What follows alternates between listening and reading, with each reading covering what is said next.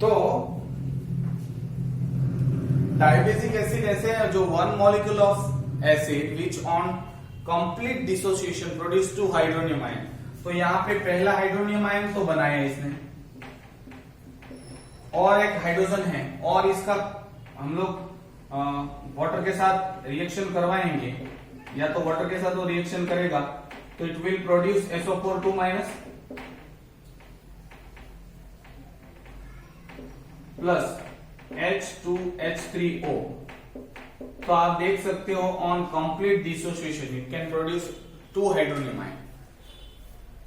इसकी कुछ कैरेक्टरिस्टिक्स हैं, सीरीज है। एसिड विथ 1 रिप्लेसेबल आयन, पहले तो एक हाइड्रोजन आयन रिप्लेस होगा फिर दूसरा हाइड्रोजन आयन, मतलब कंप्लीट डायबेसिक जो एसिड है उसको कंप्लीट डिसोसिएशन करने के लिए 2 स्टेप चाहिए, ठीक है, पहला और दूसरा। इसमें भी बहुत सारे एग्जांपल है, hydrochloric acid, sulphuric acid, sulphurous acid, carbonic acid. तो यहाँ पे हम लोग एग्जांपल लिखे, HCl था, HBr था, फिर HF था, HNO3 था, और था CH3COOH और कुछ था, और फॉर्मिक एसिड था, दैट इज HCOOH। ये फॉर्मिक एसिड है। फॉर्माल्डिहाइड जिनको बाद में हम लोग बात कर आएगा, तो इनकी प्रिपरेशन भी आती है बाद में। ये 2 डायबेसिक है जिसमें 2 हाइड्रोजन हो, सल्फ्यूरिक एसिड, सल्फरस एसिड, और भी कुछ बहुत सारे एग्जांपल है यहाँ पे। Carbonic acid H2CO3, right, then hydrogen sulphide H2S, और ऑक्सैलिक एसिड है COOH ट्वाइस, ठीक है। तो ये डायबेसिक एसिड है जो कंप्लीट डिसोसिएशन के बाद 2 हाइड्रोनियम आयन प्रोड्यूस करेंगे। तीसरा टाइप है वो है on the basis of basicity tribasic acid. तो when 1 molecule of acid on complete ionization produce 3 hydronium ion, ठीक है। तो यहाँ पे 2 ही एग्जांपल है हमारे पास, H3PO4 that is phosphoric acid and phosphorous acid H3PO3। So 2 he example हैं। तो पहले क्या होगा, एक हाइड्रोनियम आयन निकलेगा, फिर दूसरा निकलेगा, फिर तीसरा निकलेगा। तो 3 स्टेप्स होंगे इसको कंप्लीटली डिसोसिएट कंप्लीटली आयोनाइज करने के लिए 3 स्टेप होंगे, ठीक है। पहले स्टेप में एक हाइड्रोनियम आयन बनाएगा, फिर दूसरा बनाएगा, फिर तीसरा बनाएगा। तो इस तरह से 3 हाइड्रोनियम आयन आपको देखने को मिलेंगे, ठीक है। Next, on the basis of strength of the acid, acid की स्ट्रेंथ के हिसाब से, ये था ऑन द बेसिसिटी था, अब स्ट्रेंथ के हिसाब से, मतलब third classification on the basis of strength, strong acid and I think strong acid and weak acid. तो ये पानी में जाने के बाद डिग्री ऑफ आयोनाइजेशन कितना शो करता है, मतलब जैसे ही पानी में जाएगा तो कितने आयोनाइज होगा, कितना आयोनाइज होगा, मतलब कितने मॉलिक्यूल ऑफ एसिड आयन में कन्वर्ट हो जाएंगे जब पानी में उसको हम लोग डालेंगे तब, that is known as degree of ionization. तो strong acid and weak acid 2 होंगे। तो जो एसिड इनऑर्गेनिक थे वो सारे के सारे स्ट्रॉन्ग एसिड है, वो उसके बारे में हम लोग अभी बात करेंगे।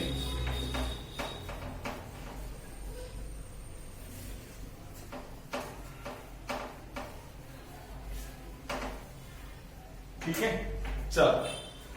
तो on the basis of strength of acid, acid undergoes ionisation in aqueous solution. अभी हम लोगों ने देखा जैसे ही एसिड मतलब पानी में जाएगा तो आयन में कन्वर्ट हो जाएगा। अब मैं देखूं कि मैं 100 मॉलिक्यूल डालता हूं पानी में तो कितने आयन मतलब कितने आयोनाइज हो जाते हैं, डिसोसिएट हो जाते हैं। मैं एग्जांपल बता रहा हूं कि एक पानी का एक वेसल है, 2 वेसल है, इसमें पानी भरा हुआ है, इसमें मैंने HCl डाला 100 मॉलिक्यूल, उसमें से मुझे पता चला कि 40 मॉलिक्यूल है वो डिसोसिएट हो गए, बाकी अभी 60 नहीं हुए।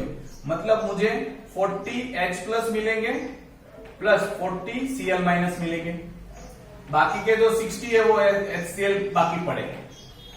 लेकिन मैंने जब देखा एसिडिक एसिड डाल के तो मुझे पता चला कि सिर्फ 10 ही H प्लस मिला है और 10 CH3COO माइनस मिले, मतलब 10 मॉलिक्यूल ही डिसोसिएट हुए। तो डिग्री ऑफ आयोनाइजेशन इनकी ज्यादा है, इनकी कम है। तो ऐसे एसिड जिनका आयोनाइजेशन 30% से ज्यादा हो, 30% या 30% से ज्यादा हो, मतलब 100 डालने के बाद 30 से ज्यादा तो डिसोसिएट आयन बनाएंगे ही, उसको मैं स्ट्रॉन्ग एसिड कहूंगा। और 30 के नीचे मॉलिक्यूल जो डिसोसिएट होते हैं या आयोनाइज होते हैं उसको मैं वीक एसिड बोलूंगा। ठीक है, तो on the basis of degree of ionisation the acids are classified under strong acid. तो स्ट्रॉन्ग एसिड किसको कहेंगे? तो on the basis of ionisation, या तो स्ट्रेंथ लिखते हैं, ऑन द बेसिस ऑफ, अभी हम लोगों ने लिखा था स्ट्रेंथ। तो स्ट्रॉन्ग एसिड होंगे, कोई तो स्ट्रॉन्ग एसिड होंगे और कोई वीक एसिड होंगे।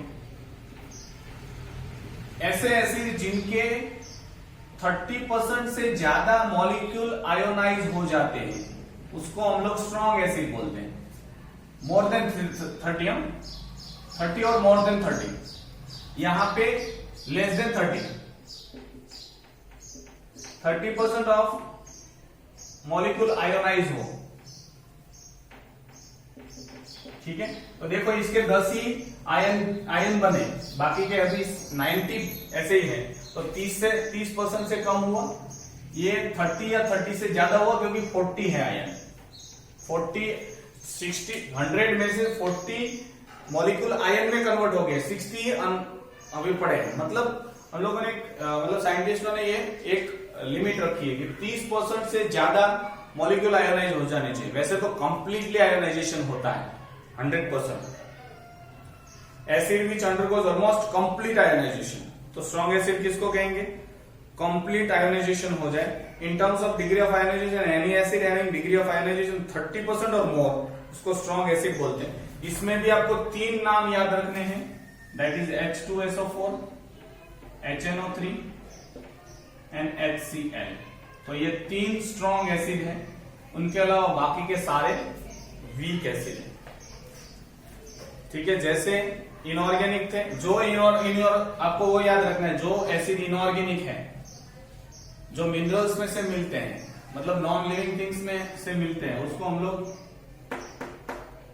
स्ट्रॉन्ग एसिड मानेंगे। 3 ही है, तो स्ट्रॉन्ग एसिड कहो या मिनरल एसिड कहो, ठीक है, या इनऑर्गेनिक एसिड कहो, तीनों 3 सेम है।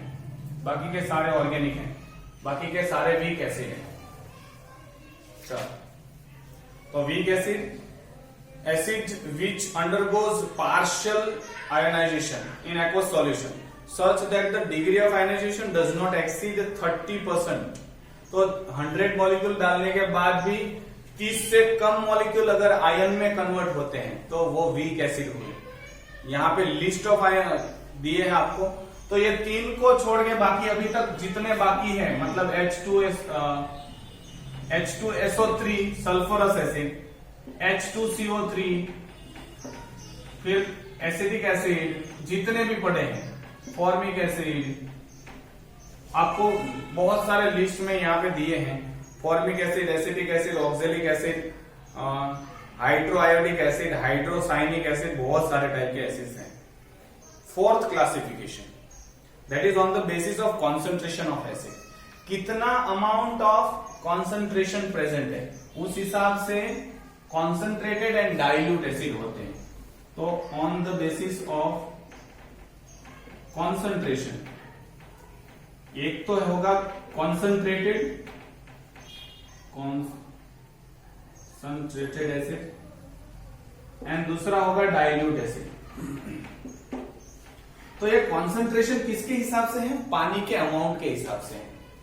अगर ऐसे एसिड में पानी बिल्कुल नहीं है उसको हम लोग कॉन्सेंट्रेटेड एसिड कहेंगे। जिसमें एसिड से ज्यादा पानी है उसको डाइल्यूट बोलेंगे।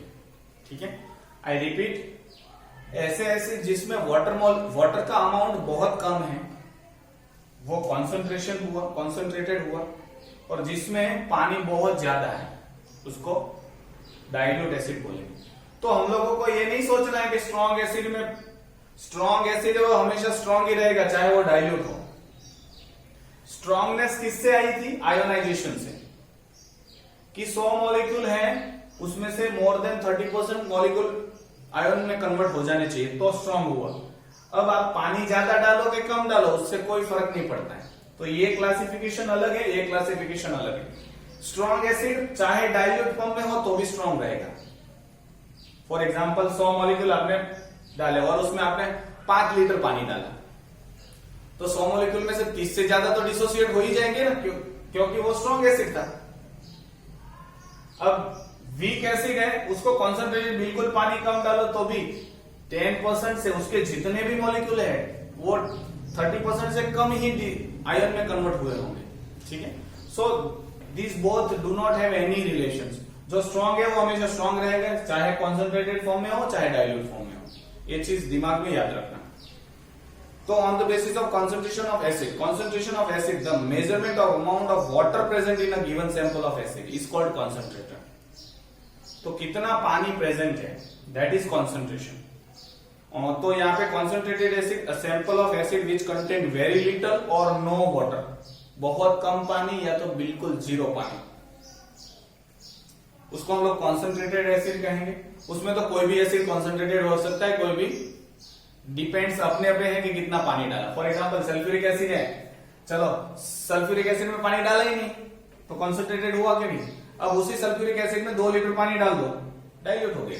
तो यहाँ पे हम लोग एग्जांपल नहीं डिसाइड कर पाएंगे, अगर पानी का अमाउंट दिया है तो कर पाएंगे। Dilute an acid which contain far more amount of water than its own weight, अपने वेट से बहुत ज्यादा पानी है। फॉर एग्जांपल 1 मोल पर लीटर, तो 1 मोल मतलब HCl का 1 मोल मतलब कितना हुआ? हाइड्रोजन का 1 ग्राम और क्लोरीन का 35.5, टोटल 36.5 ग्राम। अगर आप HCl लो और 1 लीटर में 1 लीटर पानी में डिजोल्व करो और 1 लीटर पानी को कर दो तो इसका कॉन्सेंट्रेशन 1 मोल हो जाएगा। ठीक है, इससे कम कॉन्सेंट्रेशन होगा 1 या 1 से कम मोल कॉन्सेंट्रेशन है तो उसको हम लोग क्या बोलेंगे? डाइल्यूट सॉरी उसको कॉन्सेंट्रेटेड बोलेंगे क्योंकि पानी कम है। So generally speaking N acid having a concentration 1 मोल पर लीटर और less is called dilute acid. 1 मोल से भी कम अगर कॉन्सेंट्रेशन है तो डाइल्यूट, 1 से ज्यादा है तो कॉन्सेंट्रेटेड। ठीक है, नाउ एक इंपॉर्टेंट नोट यहां पे दी है, it must be kept in mind that concentration of acid merely tells the measure of water. Concentration और dilution मतलब पानी का measurement और कुछ नहीं। It should not be confused with the strength of the acid, which is determined by the measure of H+. तो strength के साथ हम लोग नहीं इनको measure करते, ये अलग है dilute concentration, strength वाला अलग है। A strong acid will remain strong acid even if it is dilute. Strong acid है ये वाला, उसको बिल्कुल डाइल्यूट फॉर्म में करो तो भी स्ट्रॉन्ग ही रहेगा, और कॉन्सेंट्रेटेड एसिड चाहे वीक एसिड है वो भी कॉन्सेंट्रेटेड हो सकता है, डाइल्यूट हो सकता है। ये आपको यहाँ पे समझना जरूरी है। Next, on the basis of molecular composition of acid. Molecular composition of acid मतलब कौन से मॉलिक्यूल प्रेजेंट है, तो उसमें एक आएगा hydra acid and oxy acid. ठीक है, जिस एसिड में हाइड्रोजन के साथ एक नॉन मेटल की है उसको हाइड्रा एसिड बोलते हैं, और कुछ भी नहीं है तो HCl हाइड्रोजन और एक नॉन मेटल, फिर आप HBr hydrogen and non metal, फिर ऐसे बहुत सारे आप लिख सकते हो। ऑक्सी एसिड ऐसा एसिड जिसमें हाइड्रोजन हो, एक नॉन मेटल हो और ऑक्सीजन भी हो। 3 चीज होनी चाहिए, हाइड्रोजन, एक नॉन मेटल और ऑक्सीजन, उसको ऑक्सा एसिड बोलते हैं। तो फॉर एग्जांपल H2SO4 भी ये हुआ, H2CO3 ये हुआ, H3PO4 ये हुआ। तो बहुत सारे जिसमें ऑक्सीजन प्रेजेंट है, नॉन मेटल प्रेजेंट है और हाइड्रोजन प्रेजेंट है, ऐसे जितने भी एसिड है उसको ऑक्सी एसिड बोलते हैं। और ऐसे ऐसे जिसमें सिर्फ हाइड्रोजन और एक नॉन मेटल है, ऑक्सीजन नहीं है, तो उसको हाइड्रो एसिड बोलेंगे। तो आई थिंक सो क्लासिफिकेशन हम लोगों ने कंप्लीट किया है।